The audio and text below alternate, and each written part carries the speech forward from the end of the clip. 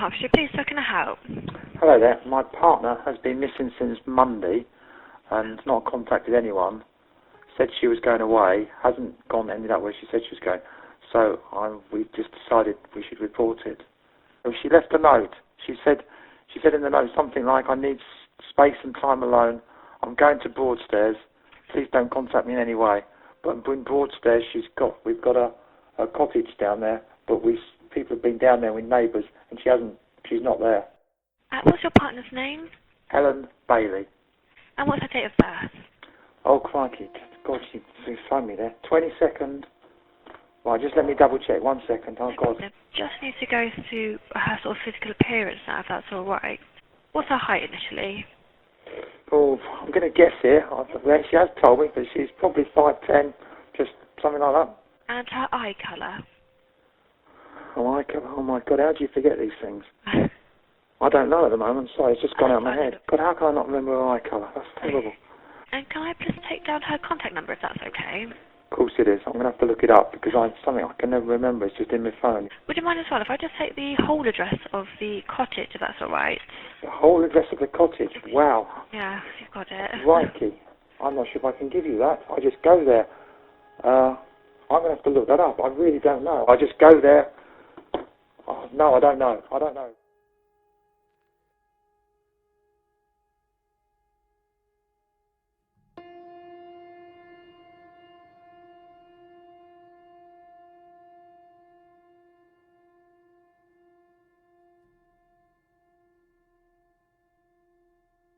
Helen Elizabeth Bailey was born on the 22nd of August 1964 in Northumberland, England. She was a popular children's author and is probably most remembered for her series The Crazy World of Electra Brown.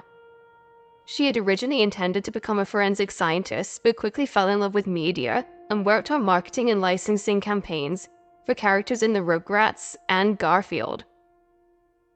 When Helen was 23, she met the man who would later become her husband. In 1996, she married John Simfield, the head of a licensing rights company, and she soon started writing more, throwing herself into her children and teenage stories. This creative outlet quickly turned into a flourishing career, and her books were incredibly popular and well-loved. But in February 2011, tragedy struck.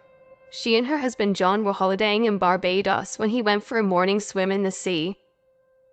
But before long, Helen heard John cry out from the water. He had become caught in a riptide, and tragically, he drowned. They had been together for 22 years. By way of helping the grieving process, Helen threw herself into her writing. She started a blog called Planet Grief. It was a way of processing her own emotions, and it allowed for others affected by grief and loss to reach out and share their stories too. Very much a community-based blog where anyone was welcome, Helen would post suggested readings and websites that might help other people through the various stages of grief. Her openness and honesty made her easy to connect with, and through her blog and her memoir, she helped many other people going through the same things. The book is based on my blog, Planet Grief, which I started after my husband drowned whilst we were on holiday in Barbados in February 2011. And if you think it's going to be just another misery memoir, a miserable misery memoir, well, some of it is miserable, but some of it is actually very funny, even though I didn't realise it would be at the time. So although I do cry when I take the wheelie bins out or become hysterical buying a single Scotch egg, I also tell you about bereavement therapists who were crazier than I was, going to parties on my own, enduring Christmas, and eventually dating. To grieve is to mourn the loss of someone or something that we cared deeply about, whether that's because of death, divorce, or some other traumatic life event. If you're in that space right now, I really hope that the book brings you some comfort. But whatever your circumstances, I hope that you just have a very enjoyable read. It was through Planet Grief that in October 2011, Helen met Ian Stewart. Ian's wife Diane had died very suddenly in 2010. Their relationship began just as supportive friends, but they soon became a lot closer, and Helen would describe their union as two grieving families coming together. The pair began dating and eventually became engaged. they moved into a beautiful gated home together in the picturesque town of Royston in Hertfordshire. They lived with Ian's 2 sons and Helen's beloved dog Boris, who had come from Helen's marriage to John. It seemed that after so much tragedy in both of their lives, they had eventually found happiness again. However, on the 15th of April, just before 4 p.m., 999 received a phone call. Hertfordshire Police, how can I help? Hello there. My partner has been missing since Monday and not contacted anyone. Said she was going away, hasn't ended up where she said she was going. So we've just decided we should report it. What's your partner's name? Helen Bailey. And what's her date of birth? Oh, crikey. God, she phoned me there. 22nd. Right, just let me double check. 1 second. Oh, God. 22nd of August, 1964. She's gone away, was that for work, business, sorry? No, she's self-employed, so she works from home. So she left a note. She said in the note something like, I need space and time alone. I'm going to Broadstairs. Please don't contact me in any way. But in Broadstairs, we've got a cottage down there, but people have been down there with neighbours, and she's not there. And her phone is just dead. It's not, well, I say dead. It just doesn't ring. It just goes straight to answer machine. Did Helen go in a vehicle? No, she didn't. She left her car here. She did take her dog with her. She's got a little Dachshund. When was the last time you saw her? Monday afternoon before, about quarter to 3, 20 to 3. What sort of time did you realise the note had been left? Oh, I don't, about 5:15, something like that. And was that note a bit of a shock? Were you expecting it at all? No, I wasn't. Well, yes, it was a shock. She has talked about it, but it was still a shock.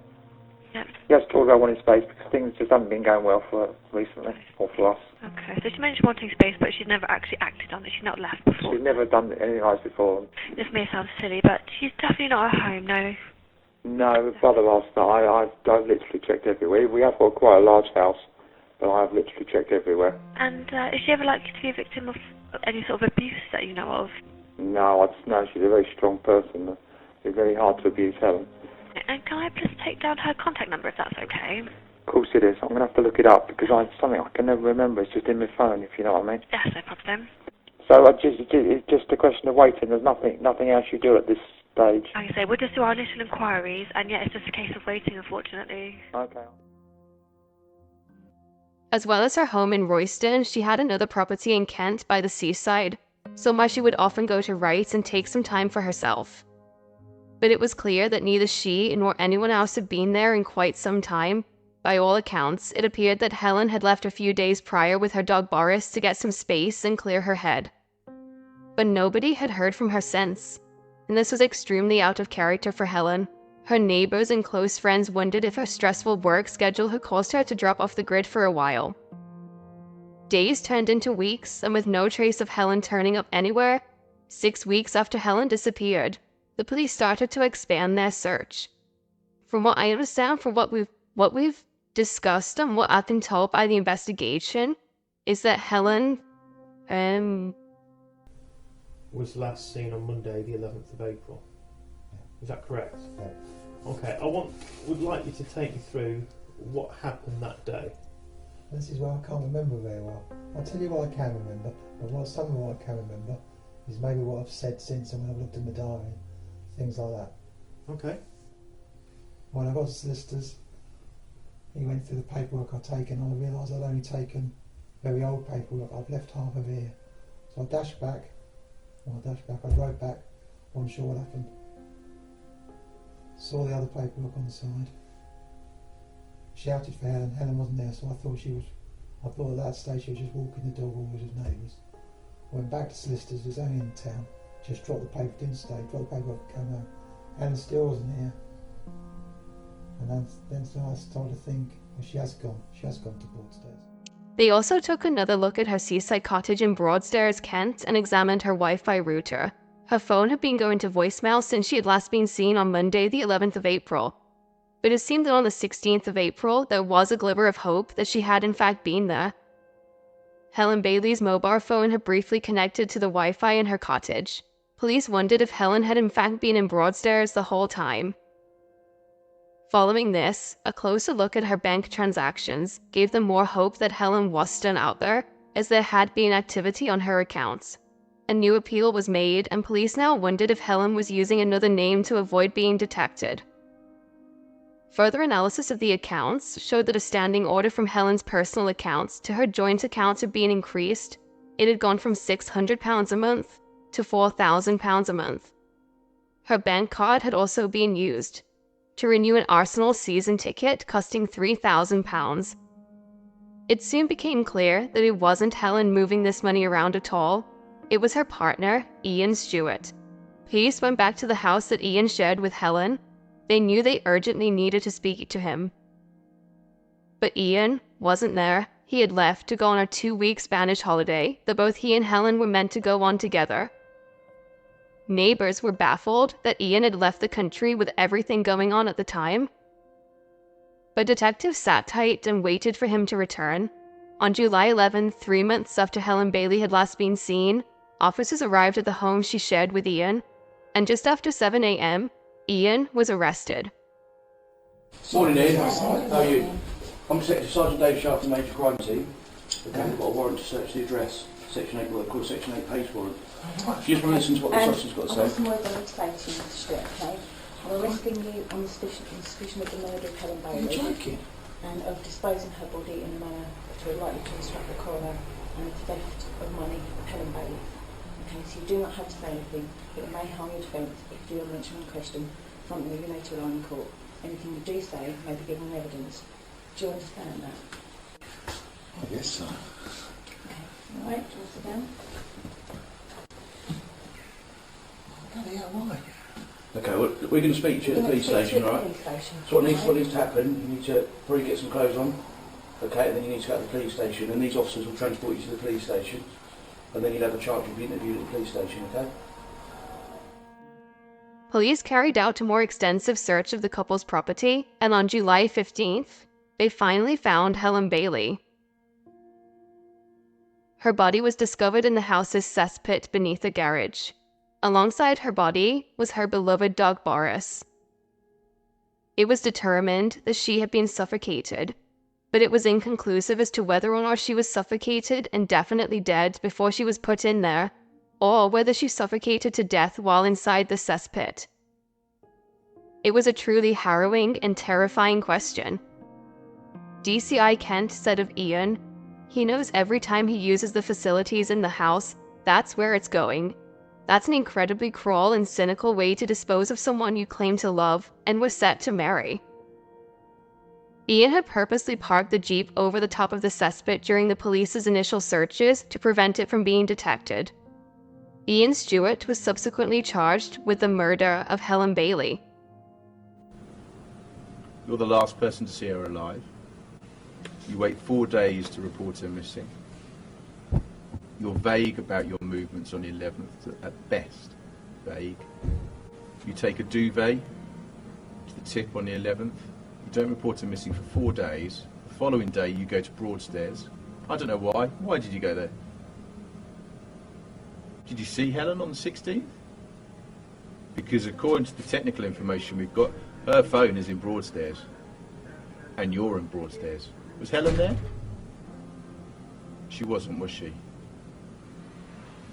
Or was she? You tell me. Did you kill Helen Bailey? Did you intend to kill her? Or was this an accident? What happened? Did you just lose control, just lose it? Some big argument and you killed her. And you've been covering up ever since. Because if that's what's happened, you need to tell us now. Because this could be your last opportunity to speak to the police about this. You are here on suspicion of murder. You need to tell us what happened. There is transactions where it clearly shows, from what I've seen, that you have taken money, or someone has taken money, which I believe to be you, from her account into your joint account, which you have obviously access to. Therefore, you've now got access to an extra £12,000. You will have benefited from her death, is that correct? Why do you say that? Financially, you will have benefited from her death, would you not say? It seemed that Ian had been plotting for quite some time. Helen Bailey had written up her will in 2012, in which she had left her fortune to her brother John, stepson Daniel, and friend Jenny, but in 2014 she changed it so that Ian would inherit the majority of her assets, and he wouldn't be left financially vulnerable. Helen also took out a life insurance policy to cover a potential £1.2 million inheritance tax bill in case she died before they got married. Several months before Helen was killed, in February of 2016, Ian began giving her the sleeping aid Zopiclone, which had been prescribed to him for sleeping problems. He often crushed it up and put it in her breakfast in the morning. Over the next few months, Helen became concerned about her energy levels and sleeping. She made several internet searches that included, "Why do I keep falling asleep?" and "falling asleep in the afternoon." On Monday, April 11th, 2016, Helen spent the morning looking at wedding venues and sending emails. Sometime between 10:51 a.m. and 2:30 p.m., Ian drugged Helen into a stupefied state, but the timing of her death is still inconclusive. He disposed of her body in the cesspit beneath the garage of the house, and shortly after, he threw in her dog Boris as well. It was a truly callous and cold-hearted crime. After this, Ian increased the standing order to transfer money from Helen's bank accounts to their joint Santander account. Ian was supposed to visit the doctor's surgery just before 3 p.m., but he phoned the GP and said he was having car trouble and asked to rearrange his appointment for later on. After he visited the GP, he was caught on camera making a trip to the refuse center to dispose of a duvet.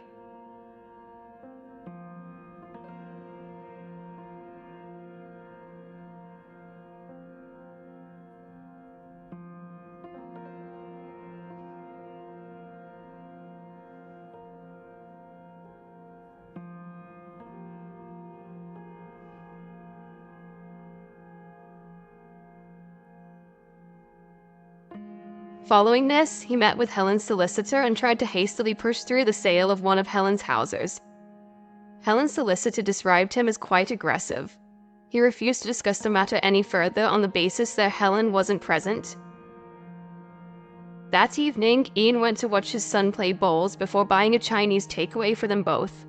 He sent a text message to her phone with just 2 kisses in the message. A few days passed and Helen's family and friends were becoming concerned that they hadn't heard from her. They contacted Ian, which prompted him to phone the police and report her as missing. No one saw the notes that Helen allegedly left on the side, and police believed it was all part of a web of lies that Ian was spinning. On April 16, 2016, Ian drove to Helen's cottage in Kent with her mobile phone. When he got there, Helen's phone briefly connected to the Wi-Fi. He then continued to live his life as if nothing had happened. DCI Jerome Kent, who led the investigation, said Ian Stewart was the most bizarre, manipulative, greedy, and self-centered man he had ever met. The murder appeared to be based on nothing more than pure greed. In January of 2017, the trial of Ian Stewart began. In his own defense, Ian Stewart claimed that Helen and her dog Boris had been kidnapped on April 11, 2016 by 2 men called Nick and Joe. He said he hadn't told the police about this to keep Helen safe, but the elusive Nick and Joe demanded £500,000 in ransom money. Ian said he spoke to Helen for the last time on a phone belonging to one of the men on April 15th. Following this claim, Ian was presented with 2 men in court. The prosecution believed that they had found the men that Ian had based the descriptions of the kidnappers on. Nick Cook was Stewart's next-door neighbor, and Joe Capullo, who he had known for several years prior in his old home. Ian admitted to knowing both the men, but said they didn't match the description of the kidnappers. Several of Helen's neighbors gave evidence that they had seen Helen walking Boris on the day she disappeared.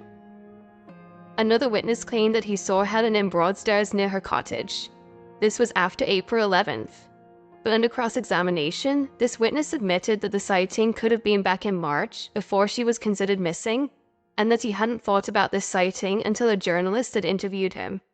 After a 7-week trial and just 6 hours of deliberation, on the 22nd of February 2017, the jury found Ian Stewart guilty of the murder of Helen Bailey. At St. Albans Crown Court the next day, Judge Andrew Bright sentenced him. Ian Stewart refused to appear via a video link to hear his sentencing. Judge Bright said it was difficult to imagine a more heinous crime. Ian Stewart was sentenced to life in prison with a minimum term of 34 years. He will be 90 years old before he becomes eligible for parole. DCI Jerome Kent said that although it was the correct and right verdict, there were no winners in this case. As a result of this case, detectives began re-examining the death of Ian Stewart's previous wife, Diane, who had died after an epileptic seizure at the couple's home in 2010. In August 2018, Ian Stewart was arrested on suspicion of Diane's murder. If all goes to plan, the trial is set for 2022. Helen Bailey helped to inspire so many people with her compassion, openness, and honesty. She met a tragic end at the hands of someone she believed had brought her the happiness she had been missing. The work on her blog, Planet Grief, and her book, When Bad Things Happen in Good Bikinis, gave many people suffering from loss and grief support, help, and ultimately, hope for the future.